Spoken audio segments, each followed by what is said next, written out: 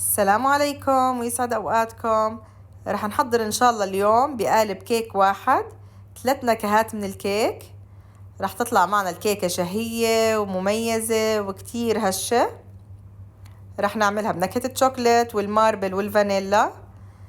تعتبر هاي الوصفة وصفة أساسية عندكم بالمطبخ. بإمكانكم تلعبوا بالنكهات، تعملوا الكيكة بأي نكهة انتوا حابينها. ممكن تعملوها بنكهة الليمون أو الليمون والبلوبري أو نكهة القرفة أو البرتقال. أي نكهة انتوا بتحبوها، ما بدها جنبها إلا كاسة شاي، تاكلوا أطيب كيك.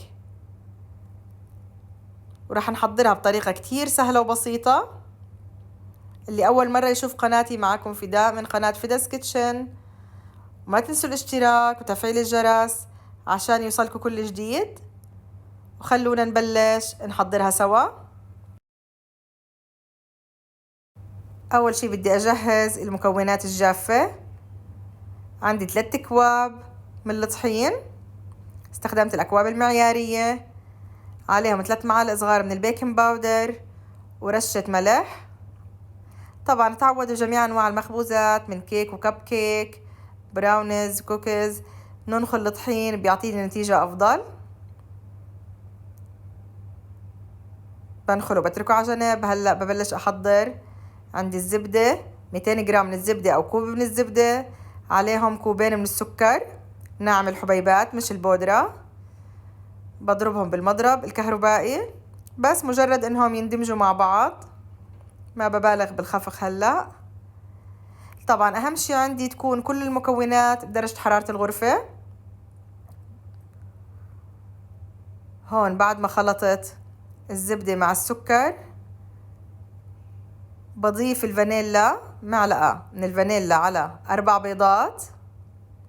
ببلش أنزل فيهم وحدة وحدة على الخليط اللي قدامنا.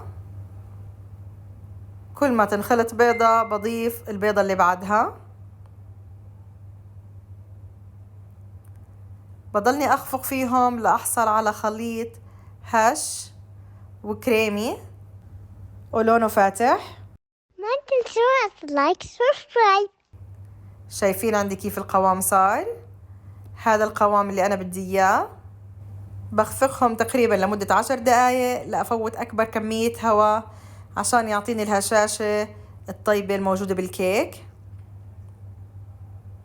وهيك الخليط صار عندي جاهز. ببلش هلأ بالتناوب أضيف نصف مقدار المكونات الجافة، وعندي كوب من الحليب الدافي نزلت بنص مقدار الحليب.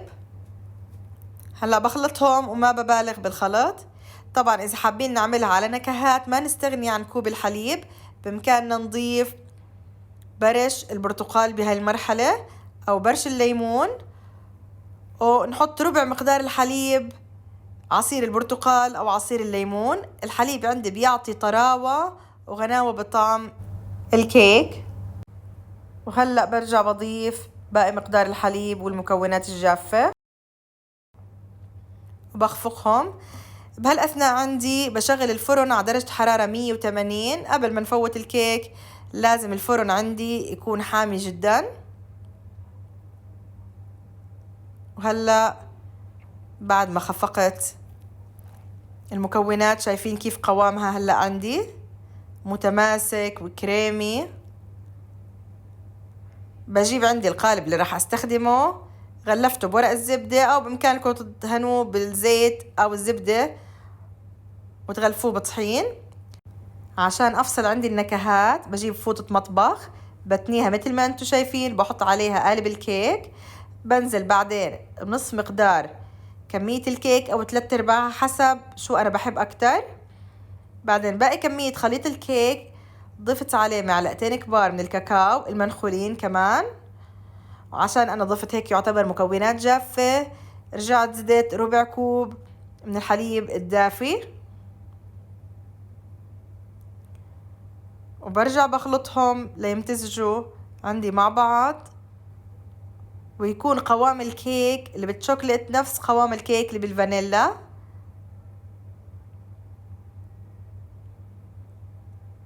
هيك عندي صار جاهز. بضيفه على القالب وهو مايل عندي.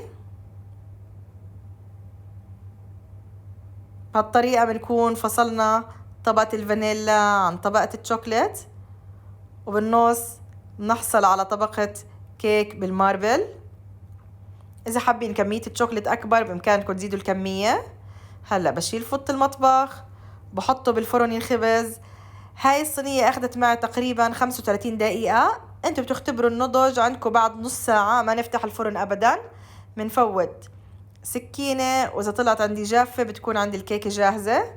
ما شغلت عليها الفرن أبدا من فوق، أخذت اللون هذا اللطيف من حماوة الفرن.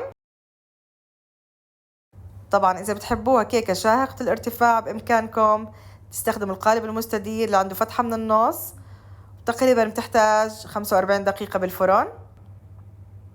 قطعتها عندي وقدمتها مع كاسة شاي، كانت جدا هشة ونكهتها جدا خرافية. العبوا بالنكهات وتفننوا فيها وخبروني رأيكم فيها. وصفة أساسية ما تستغنوا عنها، الكيكة جدا شهية. استنوني في فيديو جديد. كانت معكم فداء من قناة فدا's كيتشن. مع السلامة وصحتين وألف عافية. ما تنسوا لايك سبسكرايب.